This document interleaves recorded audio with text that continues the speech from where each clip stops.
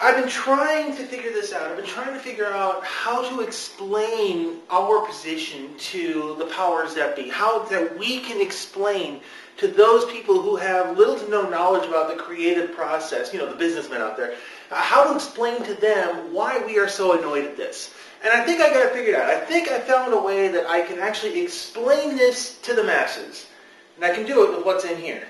Ladies and gentlemen, I present to you the tastiest metaphor on the planet. These simple donuts. The tasty pastry that's usually available 24/7 and has been the staple of both cops and stoners for years and years and years. So how does this translate to YouTube? Let me show you. So let's say you're walking out of the donut shop and you have the donut in your hand and you're looking at this donut saying, this is going to be a tasty donut. I'm going to really enjoy this donut. And you're going to eat it, and then insert corporate bigwig over here who says, hey, that's a mighty fine donut you've got over there. Hey man, thanks. I just bought this donut. It's going to be really tasty. I'm going to really like this. Yeah, well, I'm sorry, but you can't actually eat the donut.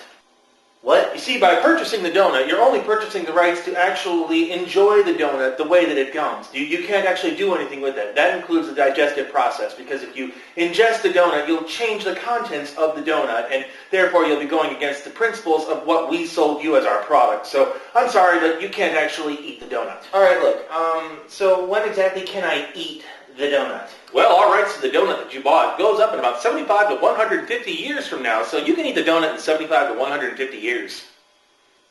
Dude, by then the donut's going to be stale and hard, and it's not going to be edible by anybody. Well, that's not really our problem then, is it?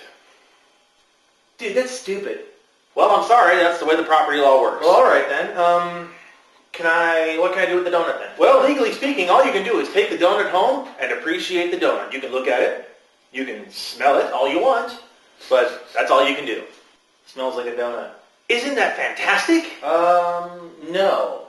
I really wanted to eat the donut. I wanted to eat the product that I had purchased from your company. That's what I wanted to do. That was the whole intent of my buying a donut from your company. Well, we appreciate your business, but I'm sorry, we can't allow you to actually eat the donut. Yeah. Okay then. So in lieu of actually eating the donut, now you gotta take it home and all you can do is legally look at the donut, maybe smell the donut.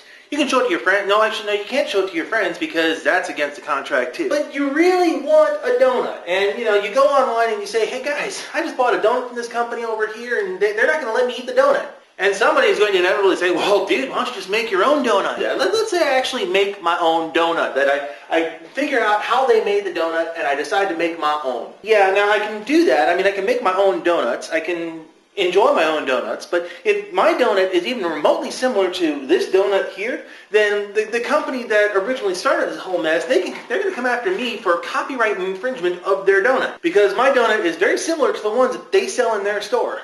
Not to mention, if I managed to somehow create my own original donut, my own actual individual donut, now I have to get in a license agreement with the companies that produce the flour and the wheat and all the stuff that actually goes into the donut, not to mention the oil manufacturer, the people who actually make the oil that I fry the donut in. And all of this because I'm hungry. I want a donut. I don't want like actual food.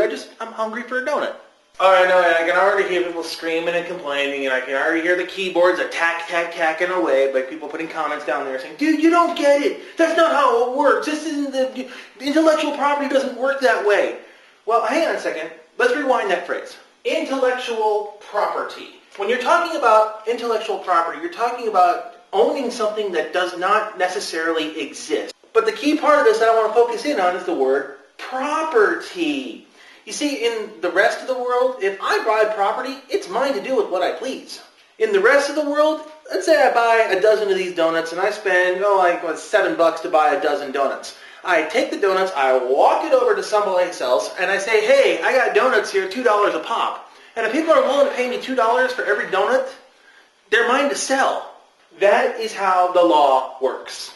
But not in the realm of intellectual property.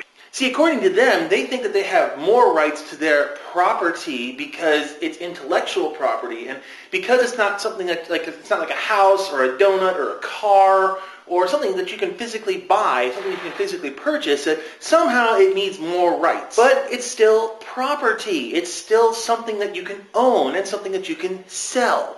Like this wonderfully delicious metaphor of intellectual property. That's some good intellectual property right there. But you know, what's good for one is good for the other. Because a lot of people are saying, oh, you're taking money away from the artist. You're taking money away from the music people. You're taking money away from these people. Well, let me turn you guys on to an article here that somebody just showed me today. Here it is. There'll be a link to it over on the sidebar over there. Apparently there's a lawsuit going on in Canada right now of interest and note. And this lawsuit involves some pretty major corporations. Yeah, the Canada branches of these corporations, but they're all involved in this. Oh yeah, and it could be reported up to $6 billion worth of damages. That is, $billion. So what exactly do these companies do? Well, they distributed music from artists without the artist's permission. And citing the same laws that they're using to come after us for distributing their music on the internet, yeah, these guys are getting busted for $6 billion. You know, maybe they're all just like a little butthurt over this, so instead of like, you know, bucking up and taking it, they're just gonna lash out at us. Oh yeah, I went there.